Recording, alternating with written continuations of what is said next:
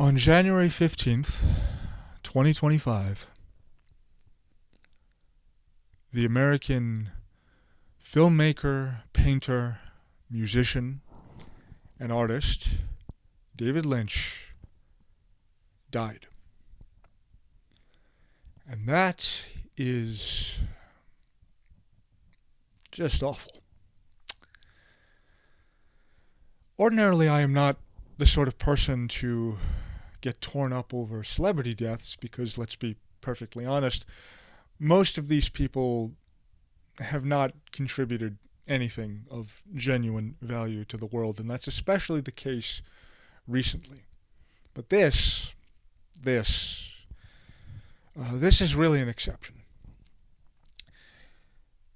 David Lynch's death is so awful, especially to someone like me who never met him, never knew him, and only knew him through his work and through watching interviews with him. His death is so particularly awful, primarily because David Lynch was a true artist. He had a unique and interesting and compelling and profound artistic vision, and he had the integrity and the commitment and the discipline, and I emphasize again, especially, and this might be the most important thing of all, the integrity to see that vision through to the end, to not compromise, and to make the sort of art that he wanted to make. He did what every true artist should do. He got ideas, he caught ideas by whatever mysterious, hidden, occult process it is that ideas first emerge into our minds, and then he refined and worked on and clarified those ideas with discipline and struggle and work. And eventually created beautiful works of art that really are quite unlike anything. I mean, there are no filmmakers quite like him. He was my favorite director, remains my favorite director. Mulholland Drive is probably either my favorite or second favorite film. It depends. This fluctuates for me from time to time. But I was always an enormous fan of his. And I think that his death is bound to strike any artistically sensitive and thoughtful person who was familiar with his work particularly hard. As I said, this was a true artist. This was a man with integrity. He had his vision and he was not willing to compromise it. Certainly not after what he was put through when trying to make Dune. He was not given the final cut on that film, and thereafter swore never to work on anything again unless he was given complete creative control over the project. David Lynch, I think what I want to say about him here especially is that he, throughout his entire career, throughout his entire artistic life, displayed a genuine love of Americana, of the old small-town America, you know. And there are many who think that because his exploration of this area of life often focused on the dark underbelly to be found there, this is especially the case in a show like Twin Peaks or in a film like Blue Velvet, many people think that because of that, because of his rather frequent focus on the darker aspects of life, specifically as they tied into this atmosphere of the American small town, that his love of Americana, the love that he seemed to profess and display by his actions and his manner, was ironic, was made at a kind of distance, that it was sort of facetious and not genuine, that it was critical, hidden behind layers of irony and sort of postmodernist. And I don't think this is true at all. it's clear that he genuinely loved small town America. He was from small town America. He was born in Missoula, Montana, and that sort of upbringing shaped him. Down to his mannerisms, down to the way he spoke. Um, Actors who worked with him would often remark that he had this kind of Jimmy Stewart personality, where he would, say things that you would expect to hear out of an old, 1940s or 1950s movie. Golly gee, or those sorts of old-timey kind of expressions. And despite having this kind of often light-hearted personality, he was able to quite often explore extremely dark themes. But he did that with a purpose. There was always a reason for it. It was never a kind of gratuitous basking in darkness for its own sake. He had a moral vision, I would say. Blue Velvet is an extremely dark film, but in the end, Jeffrey and Sandy, the two of the principal characters, they find each other, and everything is all right. And even if you want to focus on maybe his darkest film, which is probably Lost Highway, still I think it's the case that his work, when viewed as a whole, is optimistic.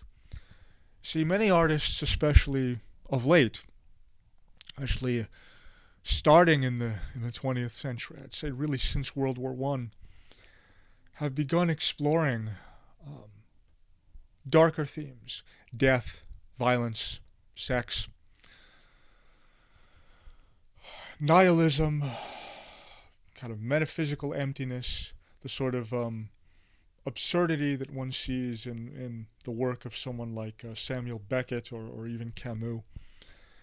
And these explorations, which have proliferated and grown in intensity and frequency since World War I, they're often justified by the statement that, well, this is just what real life is. This is just how life is. Life is dark. Life is evil and mean and cruel and wicked. And in depicting these things, in depicting the brutality and animalism that often accompanies human nature, the artist is simply telling the truth. He is simply reporting what he sees. But, I mean, it's certainly not the case that those living before World War I were not aware of the dark aspects of human nature. Listening to such people, you might almost get the impression that before World War I, humanity had never suffered anything. That it was the world wars and the bomb and the sort of technological terror associated even now with things like AI that have produced this kind of hopeless alienation among so many of us and created art as a result that is so dark and alienated and bleak. But it would be absurd to suggest that humanity never endured horrors before World War I. The Black Death, the barbarian invasions, the Viking invasions, the 30 Years' War. I could go on. The point I'm making with this is that in justifying the often gratuitous explorations of darkness that so many artists of more recent times have chosen to devote their careers to examining, I think what they really do is just craft an excuse to be self-indulgent and kind of wicked and fucked up. And David Lynch didn't do that. Many of Lynch's films are quite dark. I've heard some refer to him as a kind of creator of horror films, although I don't think that's true at all. The point is that underneath this kind of darkness, there was nevertheless a recognition of the positive aspects of life and of human nature. Thinking over his filmography, I would even say that probably Fire Walk With Me is his most ultimately optimistic film, despite the extraordinary horror that occupies the story. So this was someone with an artistic vision and with integrity who, though he explored evil, did not do so gratuitously, did not do so just for the hell of it. He did so because he wished to return to us from that darkness with a message of hope. And I don't know, that's missing too often from art today, which is, as I said, gratuitously cynical, gratuitously poorly malbehaved, and just almost entirely focused on exploration of the seedy underbelly of life for its own sake, simply as an excuse to misbehave. And we could learn from someone like him who really did explore the dark side of human nature and of life in an honest way, and in an ultimately optimistic way, in a way that believed that despite this evil, despite the evil that we see, it could all be redeemed somehow. And the interplay, the chaotic sort of striving and mutual striving between these two forces, I think, is what created the or helped create the extraordinary art that the man was able to produce. So, a titan has left us. And the story of his death is also bizarrely symbolic. He was 78 years old, and he had emphysema brought on by a lifetime of smoking. So, of course, when you're at that age and you have a serious illness like emphysema, and you're forced, as he was, to walk around with an oxygen tank and are essentially confined to your home because you need continuous access to oxygen just simply to live, it's clear enough that under such circumstances he would not have had long to live anyway. But he happened to die right as the wildfires that are still raging around LA as I record this were raging, and forced him to evacuate from his own home. The general air quality in the LA area has also gotten significantly worse as a result of the fires. And there is an open question as to the degree to which that contributed to his death. Again, as I said, I don't think he had long left in either case, even under the best of circumstances. But did this bring on his death? Did this kill him earlier than he perhaps would have died? Yes, I think so. And it's just, it's interesting to ponder this because LA and California in general has become very diverse, as we know, has become emblematic of the approaching new diverse America that we're all going to see in the coming decades. And here was this man, this artist, this genius, raised and nurtured in the older, small-town, implicitly white America, who loved that aspect of the country. Not in a kind of overt way. I'm not implying that this was any kind of explicit statement on his part. Really, I mean, Lynch's work has no overt political themes at all, but the simple fact that he was so enamored of that aspect of American life, and that aspect of American life was implicitly white, or at least heavily majority white, is interesting when placed in the context of the fact that he lived then in LA, in this diverse part of the country, in this part of the country that can serve as a harbinger for what is to come for us in America in the coming decades. The new diverse America is an America in which nothing works. The basic foundational building blocks of civilization do not function. We can't put out fires. We can't apparently get water into the fire hydrants. We don't clean the forests. We don't clean the firewood from them adequately, and so we allow them to develop into tinder boxes. that sort of carelessness, that sort of lack of concern for the simple tasks required to be done in the background to maintain civilization.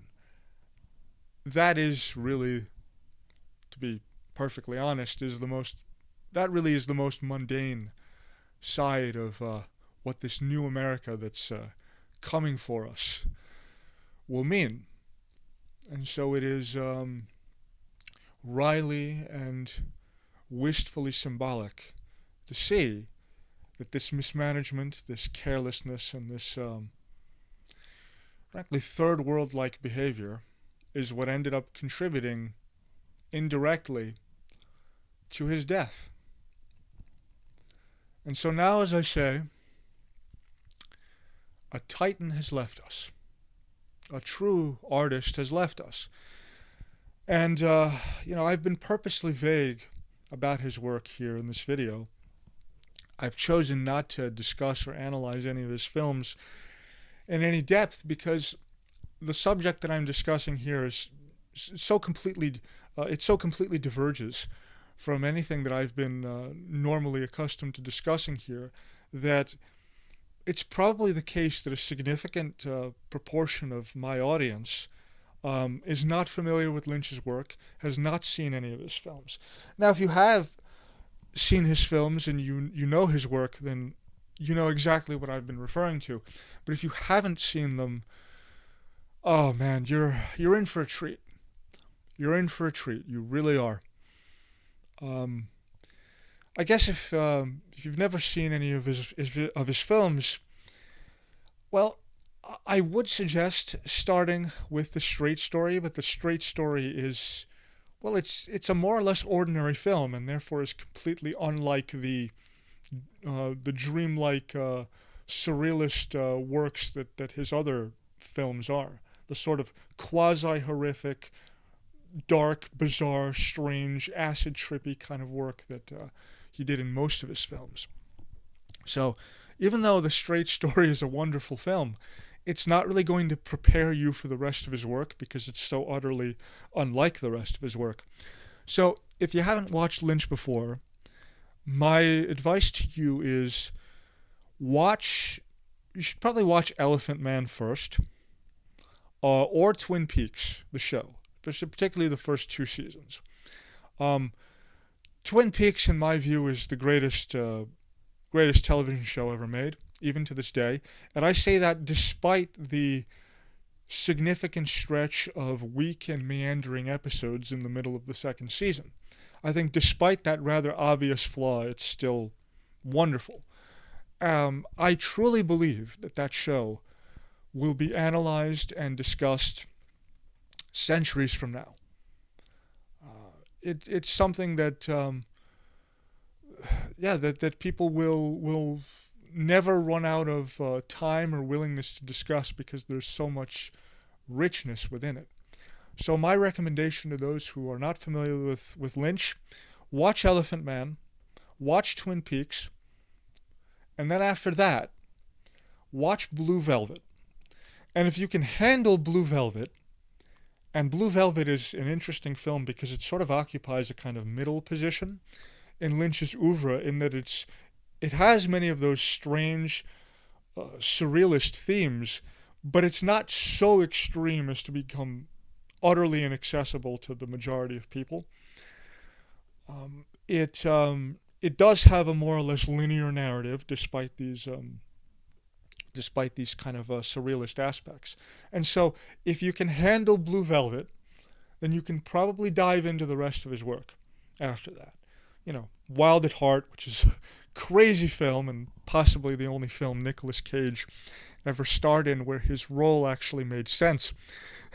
But you can dive into that. You can dive into Lost Highway, Mulholland Drive, even Inland Empire, which is quite inaccessible and bizarre. But yeah, that's my general recommendation to those who have never heard of him. And then, of course, Eraserhead, which was his first film and is in many ways his weirdest. That's what you should do if you're not familiar with him. But as I say, if you dive into him for the first time, you're in for a treat. His films are such that you cannot watch them passively. It is not possible to do that. They beg, they cry out, they scream out to be analyzed and thought about and dissected. And they will challenge you. And you will have an encounter with a true artist. Since so many of Lynch's films were confusing, since so many of them left people scratching their heads, he would often be asked in interviews about what his films mean. What did you want to say in this film? What was the intention behind this? And he always, without exception, refused to explain anything. If he discussed any of his films at all, it would only be in the very, very vaguest of terms. There's a especially hilarious clip of him. I think he was on the David Letterman show, if I recall correctly. And he made a comment to the effect that he said something like, believe it or not, Eraserhead is actually my most spiritual film. And the host pauses and says, elaborate on that. And Lynch says, no. I respect that. I respect the decision to do that because Lynch wanted to leave it open to his audience to decide what his work meant, because he recognized that obviously when anyone creates a work of art, clearly they have an intention and a meaning that they wish to impart to it. But it is also the case that any true work of art is smarter, is more intelligent, is more profound, is deeper, is richer than its own creator, and is for that reason susceptible to interpretations, valid interpretations, that go beyond what the creator intended. And if he were to come forward and give an authoritative stamp to one or another of his works and say, this definitively is what it meant, this would have the effect of closing off the possibility of those other interpretations. See, Lynch understood that even though it's obvious that each artist has an intention and a definite vision and will and desire in producing a work of art, it is also the case that when one gives that work out to the public, one relinquishes control over it. One relinquishes the ability to say definitively what it means. When you publish something, it comes to be the case that it is no longer truly yours. It comes to be susceptible to the interpretations of those who watch it and analyze it and think about it and experience it. And then it becomes an element of the conversation. Now that sounds very postmodernist, or it might sound very postmodernist to some people, but this is true. No single interpretation, however insightful, however interesting, can exhaust any true work of art. And as I said, any work of art is greater than its creator. And Lynch understood that and was totally willing to submit himself to that process. Now, of course, when he did choose to release works to the public, it was only after he had subjected them to the discipline involved in his own process of artistic formation. There is, to use the Nietzschean terminology, those Apollonian and Dionysian elements to the creation of art. The original idea, the original inspiration, the original rough, amorphous, wild sort of thing that the initial spark that gives you the insight that then allows you to set the whole work into motion, that springs from a mysterious source that we cannot truly explain or define accurately or intelligently, some kind of intuition. But then, after one gets that initial idea, one refines it, one works on it, and that is the Apollonian forming aspect of it. He balanced these things out extraordinarily well. So, yeah. Now he is gone. And apparently, from what I've heard, because when Showtime allowed him to produce the third season of Twin Peaks and end the show on his own terms in the way that he wanted to do it. And again, this is also the thing about Twin Peaks. It originally aired in 1990 and 1991, and then abruptly ended after 2 seasons because, okay, without revealing too much, the central story of the show is that a young woman is murdered, and then the show revolves around the pursuit of her murderer. Well, Lynch never wanted to reveal the murderer, but the executives behind the show forced him to do so. And after that was done, he walked off the show in protest, and this is why for a while during the second season the show kind of meandered. And he was always bitter about that because he was very adamant that he never wanted to reveal the killer, that he wanted to give the message that evil is something that is just in the world, and it can never truly leave us. It can never truly be stamped out, crushed, suffocated, and wiped out. It always lives in us, despite the fact that there is also at the same time in us plenty of good that lives on. That this kind of tension between opposites is a major theme for him, as I've been saying. But so he was not allowed to end the show as he wanted to end it. And then finally, in 2017, he was allowed to air the third season, and Showtime gave him whatever, as high a budget as he wanted and gave him complete freedom, and he truly undid the mistakes of the second season and ended the show on his terms as he wanted to end it. Now, since that time, since 2017, he hadn't produced any more films. He'd been focusing on music and painting, and I had been hoping for a long time that we would get to see at least one more film from him, that he would have at least one, last hurrah. Sadly, it was not to be. And as I discovered recently, he had been pitching ideas to Netflix for shows and for films for the last 8 years. And all of these ideas had been shot down by Netflix, by this horrendous, pathetic, corporatized slop factory who, had a real artist coming to them with ideas, and they just rejected them. And so he wasn't able to make anything, and that is unforgivable. And so that leaves me with the question: now that this great man has left us, now that art has suffered this horrendous blow, what do we do? What now? Now, of course, I don't wish to be too pessimistic here. There are some talented filmmakers out there. Robert Eggers, for example. I haven't watched Nosferatu yet, although I've enjoyed all of Eggers' films, so I have no doubt that when I do watch Nosferatu, I'll enjoy that as well. And also, whoever it is that made The Substance, that was an excellent film.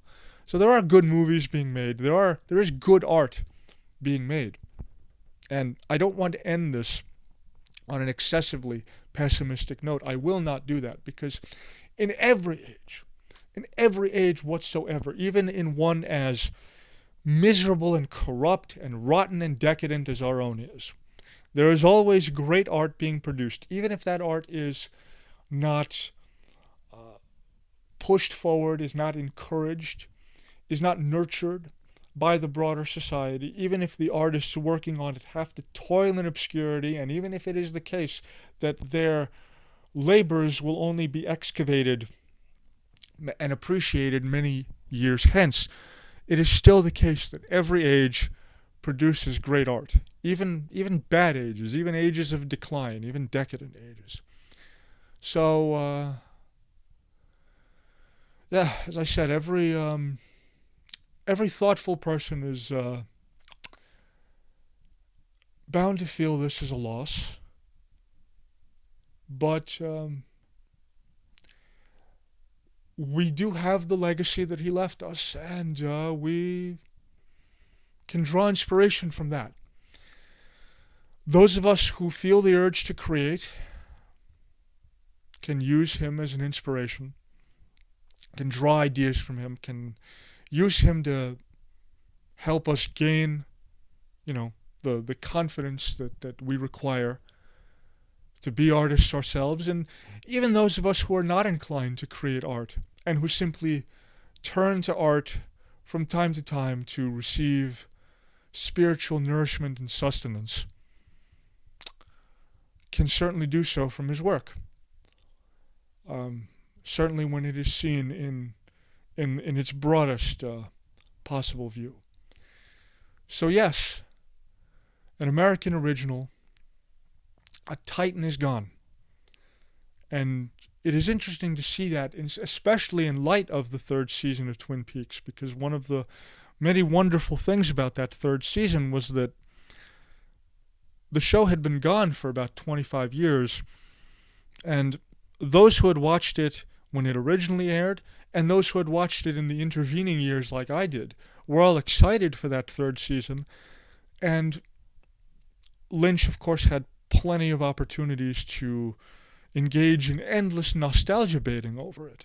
And, of course, we all know how often the Hollywood machine tends to do that these days with the countless unnecessary remakes, the stupid, pointless, artistically useless, and unnecessary cash cows that the Hollywood machine produces. Remake after remake after remake that nobody asked for, that nobody needed, which is made only to extract money and extract ticket sales from lemmings who will go to see any film that's made if it just has the right sort of brand name or the right sort of label. You see the Star Wars name or the Indiana Jones name or whatever, and the little nostalgia the nostalgia button is pressed and the nostalgia flare goes on, and you go without giving thought to the idea of, is this necessary? Is there an actual artistic reason for this? And there very often isn't. So Lynch had the temptation to do that, to succumb to this kind of nostalgia baiting, and he didn't do it. Or he did it very sparingly in such a way that the effect produced was maximized. And again, if you've watched the third season, you'll know exactly what I'm talking about. But in that third season, one of the prevailing themes hovering through it like a mist was the idea that we can never truly revisit the past. That things can never quite be like they were. And this is clear from the third season itself. Some of the actors in the original two seasons refused to participate. Others had died in the interim.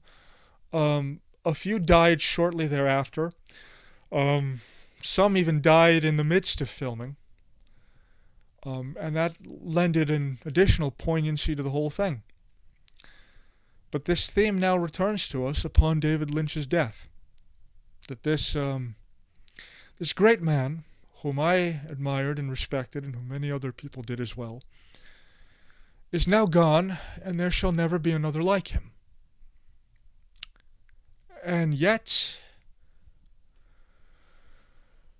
life must go on, and artists must continue to produce meaningful, important, profound work, even if they have the misfortune of living in a declining age, of living in an age that is not receptive to such things, not receptive to the higher things of the spirit, not receptive to the ideals that motivate and inspire true art. And even if they live in an age that tends to produce this kind of homogenized, corporatized slop, as I say, even so, even in these declining and decadent ages, good art is being produced. So we're now left with that for us. We're left with that. We're left with the knowledge that, as Alfred Tennyson put it, though much is taken, much abides. And though we are not now that strength which in old days moved earth and heaven, that which we are, we are. one equal temper of heroic hearts made weak by time and fate, but strong in will, to strive, to seek, to find, and not to yield.